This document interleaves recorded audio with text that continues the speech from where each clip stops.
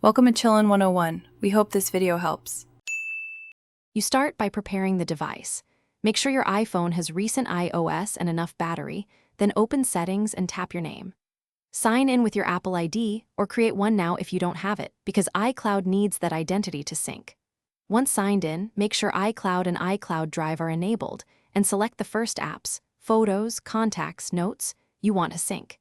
Doing this first saves time and prevents duplicate data across devices, so you're set for the next steps. Once signed in, you pick what to sync so your storage and privacy match your needs. Go through Settings, right arrow your name, right arrow iCloud, and toggle each app, photos, messages, contacts, so only wanted data moves to the cloud. This saves bandwidth and space. Next, check iCloud storage in the same screen and upgrade your plan if you need more GB. Finally, enable iCloud Backup and tap Backup Now. This creates an immediate restore point, which is essential before major changes or device trades. To finish, learn how to access and share your synced content. Use the Files app or iCloud.